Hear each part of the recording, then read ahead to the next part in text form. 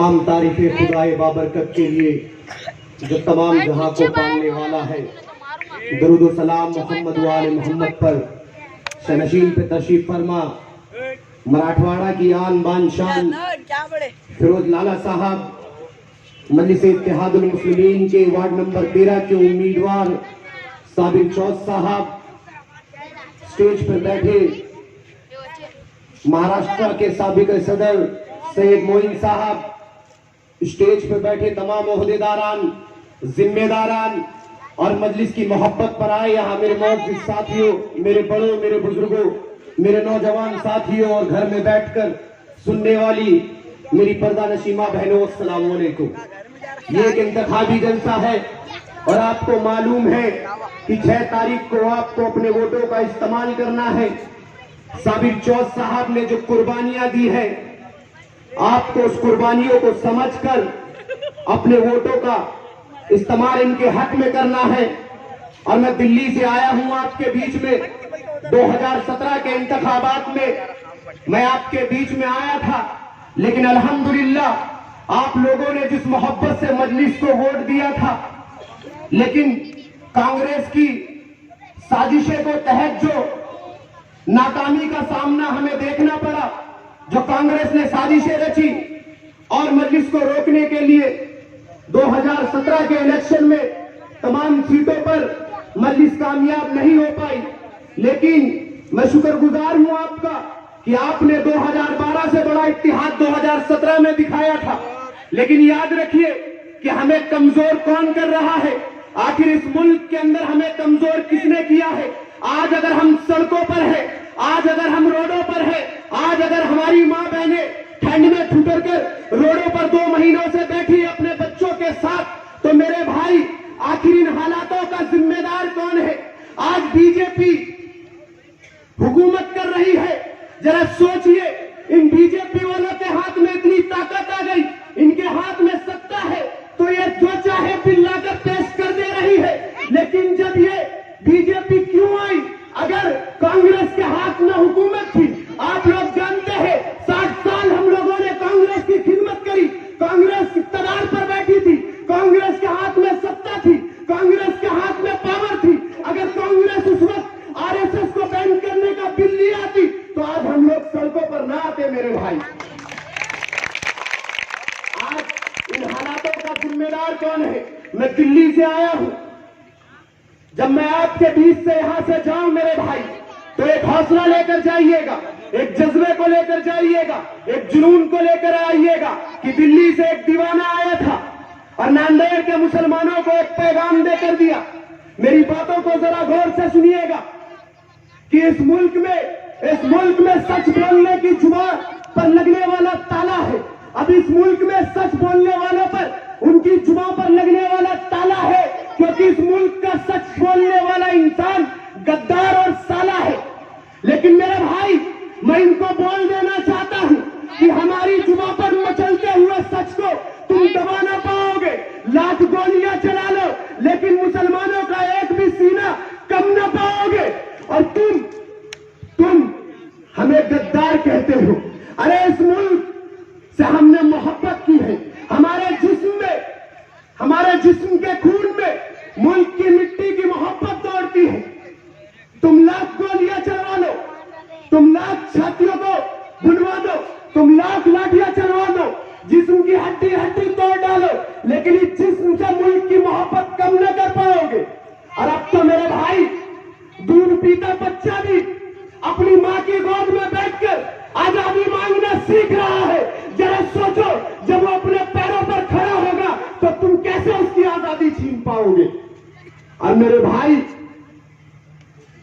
हमें गद्दार कहने वालों, अरे हमने मुल्क के गद्दारों से लड़कर अपनी गर्दनों को सूली पर लटकाया है, ना कि तुम्हारे आका के सावरकर की तरह जाकर माफी मांगकर हिंदुस्तान का सर झुकाया है। और ये लोग कहते हैं कि हिंदुस्तान बचा लो, हिंदू खतरे में है। अरे किस बात का खतरा है हिंदू को, आखिर किस बात का खतरा है हिंदू को। मैं कहता हूं और मुसलमान का बच्चा कहता है कि कतरा खून का बह जाएगा, लेकिन एक भी हिंदू पे आज और मेरे भाई फिर भी इस मुल्क में नफरतों का जहर घोला जा रहा है। जो लोग ईद दिवाली साथ मनाते थे, उस भाईचारे को तोड़ा जा रहा है। जरा सोचो और पूछो उस मोदी से, जो मोदी ये कहता था कि हमारी मां बहनों को हक दिलाएगा, आज वो मां बहनें अपने हक के लिए सड़कों पर है। तो न जाने उन मां बहनों को क्या क्या बोला जा रहा है। और बोलो अमित शाह से कि अमित शाह तुम क्या कहते हो कि 1 इंच भी पीछे ना हट पाएंगे। तुम 1 इंच पीछे हटने की बात करते हो, अरे हम कहते हैं इसी रोड पर दफन हो जाएंगे। तुम तो 1 इंच की बात करते हो, हम तो आधा इंच भी पीछे ना हट पाएंगे। ये तो तुमने देख लिया होगा, बच्चों पर लाठियां चलवाकर, पुलिस से सड़कों पर गोलियां चलवाकर, कि तुम जितना लहू बहाओगे रोड पर उतना इनकलाब आएगा। क्योंकि जुल्म तो जुल्म है, बढ़ता है तो मिट जाता है, और खून तो खून है, गिरता है तो जम जाता है, और उसी खून से इनकलाब लेकर आएंगे हम। मेरे भाई, आप लोगों को सोचना होगा मेरे भाई, आखिर आज मुल्क के हालात ऐसे क्यों हैं। दिल्ली की सरजमी पर आज इलेक्शन चल रहा है, असेंबली का इलेक्शन है, भारतीय जनता पार्टी इलेक्शन लड़ रही है। उनके पास कोई मुद्दा नहीं है, कोई विकास का मुद्दा नहीं, किसी चीज का मुद्दा नहीं। सिर्फ उनके पास अगर मुद्दा है इलेक्शन का, तो वो सिर्फ शाहीन बाग को लेकर इलेक्शन लड़ रहे हैं। मेंबर ऑफ पार्लियामेंट उनके जाते हैं। मैं जिस इलाके से आता हूं मेरे भाई, मेरे इलाके के अंदर इस समय ऐसा माहौल चल रहा है, आपकी तरह मेरे इलाके में आबादी नहीं है। गिने चुने मुसलमान अपने घरों में रहते हैं, लेकिन आज उसी जगह पर जब एक मेंबर ऑफ पार्लियामेंट आकर यह कहता है कि इन शाहीन बाग वालों को उठा दो, ये शाहीन बाग वाले नहीं तो हिंदुओं के घरों की बेटियों बहू के साथ बलात्कार करेंगे। अरे मेरे भाई, मैं तुम्हें बता रहा हूं, जो आज ये लोग हमसे ये उम्मीद रख रहे हैं, जबकि हमने मुल्क को हमेशा वफादारी का सबूत दिया है। इन्होंने ये सवाल नरेंद्र मोदी से नहीं पूछा कि तुम हमसे रेप की उम्मीद रख रहे हो। अरे जब वो 2002 नरोदा पाटिया, वो मासूम बच्चियां घर में ये सोच कर उठी थी कि अब्बा घर से बाहर जाएंगे, शाम को घर जल्दी आएंगे, कुछ नई चीज लाएंगे, लेकिन एक नफरतों की भीड़ इकट्ठी होती है और उन बापों की लाश रोडों पर बिखर जाती है। बच्चियां इंतजार कर रही थी कि अब्बा घर आएंगे, अब्बा घर आएंगे। डोरबेल बजता है, दरवाजा खुलता है, अब्बा तो नजर नहीं आते, लेकिन ये जालिम दरिंदे 4 साल 5 साल की मासूम बच्चियों के साथ, 10 साल 12 साल की मासूम बच्चियों के साथ उन्हें घरों से निकालते हैं, उन्हें नोचते हैं, उन्हें खसोटते हैं। बच्चियां चिल्ला रही हैं, अब्बा बचा लो, अम्मा बचा लो, लेकिन उनकी पुकार सुनने वाला कोई नहीं होता। उन्हें जिंदा जला दिया जाता है। और यहां तक नहीं, एक औरत डिलीवरी करने वाली है 7 बजे, और 7 बजे उसके साथ रेप कर दिया जाता है। और यहां तक दरिंदों का दिल नहीं भरता, उसके पेट में तलवार डालते हैं, जिंदा बच्चे को निकालते हैं, और मेरे भाई उसके 2 टुकड़े कर उछाल देते हैं। और ये आज हमसे ये उम्मीद लगा रहे हैं, अरे जिस नरेंद्र मोदी ने गुजरात में रहते हुए हमारी मां बहनों की अजमतें लुटवा दी। अरे हमारी मां बहनें रोडों पर बैठी है, मर्द रोडों पर नहीं है। शाहीन बाग वाले कैसे तुम्हारी मां बहनों के साथ ये कर सकते हैं? इन्हें बोलते हुए भी शर्म नहीं आती कि ये किस बात पे चुनाव लड़ रहे हैं। मेरे भाई, एक तरफ कहता है बीजेपी का member of parliament Anurag Thakur, मेरे बगल के इलाके में जाकर नारा लगवाता है, ताली बजवाता है कि देश के गद्दारों को गोली मारो, सालों को, देश के गद्दारों को। अरे कौन गद्दार है? कौन गद्दार है? मैं पूछना चाहता हूं कि हमने अंग्रेजों की मुखबरी करी? अरे हमारे आबा अजदाद ने, मेरे भाई, हिंदुस्तान की सच्ची तारीख कहती है कि हमारे आबा अजदाद ने, हमारे उलमाओं ने, इन दाढ़ी वालों ने, इन टोपी वालों ने, नमाज को पढ़ाने वालों ने, कुरान को पढ़ाने वालों ने दिल्ली के लाल किले से लेकर पेशावर तक अपना सर लटका दिया था, लेकिन मुल्क से गद्दारी नहीं की थी। आज ये हमें गद्दार कह रहे हैं। अरे किस बात की गद्दारी कर रहा है मुसलमान? अपने हक के लिए खड़ा है। अरे हमने इस मुल्क से मोहब्बत की है, हमने जिन्ना के पैगाम को ठुकराया था, हमने जिन्ना को कौम का गद्दार बताया था। हमारे आबा अजदाद ने जो सपना देखा था कि मुल्क आजाद होगा, हिंदुस्तान की खूबसूरती, हिंदुस्तान का भाईचारा है, हिंदुस्तान की खूबसूरती हिंदू मुस्लिम सिख ईसाई का भाईचारा है, और उस ख्वाब को देखकर था, लेकिन आज मेरे भाई, आज हमारा मुस्तकबिल कहां है? आज हमें अपने इंसाफ के लिए लड़ना पड़ रहा है। इसका जिम्मेदार कौन है? नहीं मेरे भाई, भारतीय जनता पार्टी जितनी बड़ी हमें रोड पर लाने वाली जिम्मेदार है, इससे ज्यादा हक कांग्रेस का है। कांग्रेस ने आज हमें इतना कमजोर किया है और इन ताकतों को इतनी ताकत दी है कि आज वो हुकूमत कर रहे हैं। जरा सोचिए, जो बीजेपी 90 के दशक में जिसकी 2 सीटें हुआ करती थी, आखिर वो 282 पर आई और 282 से 350 पर आई। किसकी वजह से मेरे भाई? हमने तो हमेशा बीजेपी को रोकने का काम किया, लेकिन कांग्रेस के अंदर इतनी ताकत नहीं थी। कांग्रेस हमें हमेशा कमजोर करना चाहती थी, हमेशा हमें दबा कुचला समझना चाहती थी। और मेरे भाई जरा पूछिए, आज आपके बीच में कांग्रेस के नुमाइंदे हैं, जरा उनके अब्बाजान से पूछिए, असेंबली के इलेक्शन में आंखों में आंसू आ रहे थे और कह रहे थे कि मैंने 30 साल खिदमत करी कांग्रेस ने की। और कांग्रेस कह रही थी कि सत्तार साहब तैयारी करिए, सत्तार साहब तैयारी करिए। जब तैयारी हो गई और जब टिकट नहीं मिली तो आंखों से आंसू थे। मेरे भाई, हम इनकी खिदमत करेंगे, ये सिर्फ तुम्हें महानगर पालिका में बिता सकते हैं, ये तुम्हें मेंबर ऑफ पार्लियामेंट नहीं बना सकते, ये तुम्हें असेंबली में नहीं भेज सकते। साहब की कुर्बानियों को सलाम है। मैं कहता हूं कि कौम का जज्बा है, अल्लाह ने हिम्मत दी है, हौसला दिया है, और उस जज्बे के साथ, उस हौसले के साथ सत्ता की कुर्सी छोड़कर कौम की खिदमत के लिए मजलिस में आए मेरे भाई।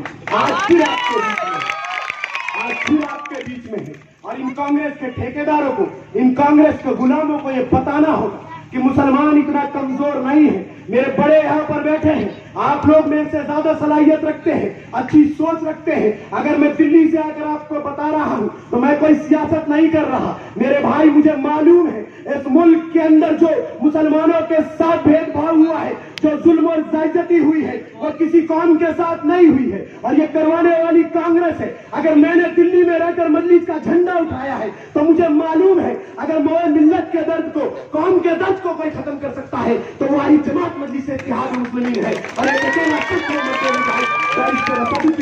मेरे भाई। आज हम लोग सड़कों पर हैं, सीए को लेकर, एनआरसी को लेकर। किसको मालूम था? किसको मालूम था? कांग्रेस के ठेकेदार बैठे थे, समाजवादी के बैठे थे, बहुजन समाज के बैठे थे। लेकिन कहते हैं ना, अल्लाह ने जिसको सलाहियत दी है वो सोच को पहले पकड़ता है। और उस मर्दे मुजाहिद ने पकड़ा उस बिल को और उसको पढ़ा और जमी फाड़ कर फेंक कर कह दिया कि मुसलमानों के साथ नाइंसाफी नहीं होने दूंगा।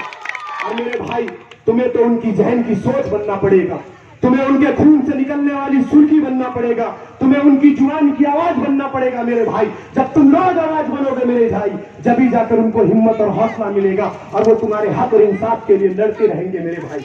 मैं आपको बता रहा हूं कि इस मुल्क की फिजा में आतिशीरी गोले हैं, इस मुल्क के हुक्मरान सीधी राहों से भूले हैं। जब मेहनत मजदूर की कमाई पर एक अमीर पलता है और जब सड़क पर एक गरीब मरता है, दर्द से बिलखता है, कर्ज से तड़पता है, तो मुझसे सवाल करता है ऐसा कोई तबीब जो दर्द की दवा दे सके? है ऐसा कोई तूफा जो समंदरों के दिलों को दहला सके? तो हाँ मेरे भाई, उनके काम देखते हुए, उनके इंतजाम देखते हुए मेरे दिल से यही निकलता है, हक और इंसाफ की आवाज उठाने वाला मेरा कायद बैरिस्टर सदुद्दीन ओवैसी है मेरे भाई। और वो जिस तरीके से आवाम की बोली बोल रहे हैं और वही नारा लगा रहे हैं जो नारा आप लगा रहे हो, अगर वो अपने वसूलों पर डटे रहे तो बता देंगे दुनिया के संसार को कि कितनी ताकत है जज्बों की यलगार में। अब्बा खुदा हर गरीबों के दरबार में सर झुकाए हर एक नवाब आएगा और इनकलाब आएगा और इनकलाब आएगा। और वो इनकलाब मेरे भाई आप लोगों को लाना होगा, आप लोगों को उन लोगों को बताना होगा जो हम में इतना गुलाम और इस मुल्क को अपने बाप की जागीर समझते हैं। उनसे कहना होगा कि सुनो आरएसएस वालों, सुनो बजरंग दल वालों, सुनो अमित शाह, सुनो नरेंद्र मोदी, सुनो कच्छाधारी, सुनो चड्डीधारी, तुम सब सुन लो। हम मुसलमानों को अपना गुलाम और इस मुल्क को अपने बाप की जागीर समझने वालों, अगर मुसलमानों को गुलामी पसंद होती तो फलस्तीन का बच्चा बच्चा तलवीर और यहूद के टुकड़ों पर पलता, बैतुल मुक़द्दस की मुकद्दस बेटी हाइफा के बाजारों में बिकती। लेकिन लेकिन नहीं मेरे भाई, फलस्तीन का बच्चा बच्चा, बेटी बेटी इस्राएली तोपों के आगे खड़े होकर ये नारा लगाते हैं, हक हमारा आजादी, हम लेकर आएंगे आजादी, तू कैसे न देगा आजादी, तेरा बाप भी देगा आजादी। और मेरे भाई वही आजादी मजलिस इत्तेहादुल मुस्लिमीन दिलाने आई है।